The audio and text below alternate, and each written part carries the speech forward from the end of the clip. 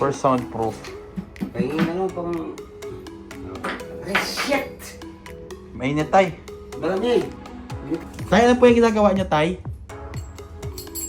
Purpose ito para sa ano, drum soundproof para hindi siya madidinig doon sa ilalim na flat. Ngayon, gagawin natin ang drum sa ibabaw. Tapos lagyan natin yung carpet. Tapos meron siyang shock absorber para to absorb the vibration of the bass drum.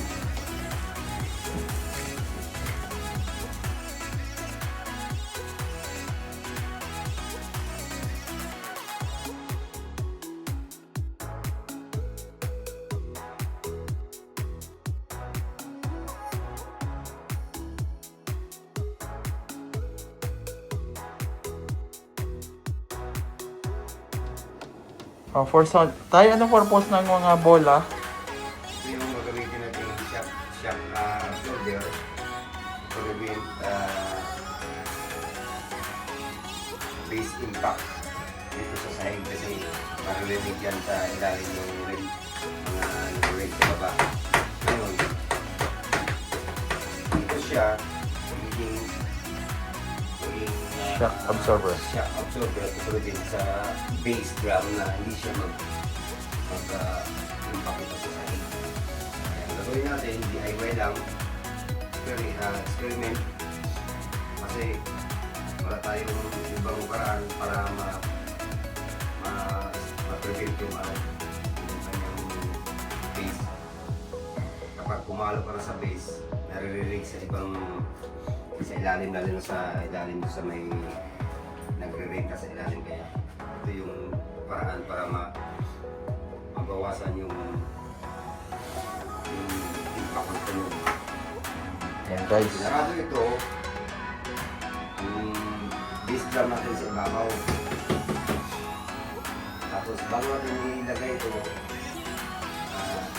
kailangan natin na ito. Galing na sa basurahan yan, guys, ha? Ano lang yan, DIY lang yan. Kapatungan na yan. Ito na yan. Yan. Tugtog. Okay. Ngayon, para hindi gumalaw yan, lagyan natin ng tie wrap cable para tipid siya. Yan, guys. So yun, yan, ganyan. Tapos ang aming tie wire, plastic tie, tutubihin namin yan. Magiging plus para magiging ganyan. Yan, guys. Para hindi siya maghihiwalay. Tapos ito siya, magiging ano to, ito yung suporta niya para hindi siya detached from the each other. English yun? English yun. English. Ganoon. Okay. Yan. Tapos tayo dito. Yan. Tapos pag sumubra, putulan na natin. Yan. Kailangan pantay siya. Yan, guys. Yan, Okay. Ngayon, habang nagkaganon-ganon yan, ito, flexible din ito. Flexible. Katingin natin to para mawala yung kalat. Alright. Okay. Doon tayo sa final mamaya. Tapos, lagyan natin ng carpet ito. More support para hindi siya mag-vibrate yung todo.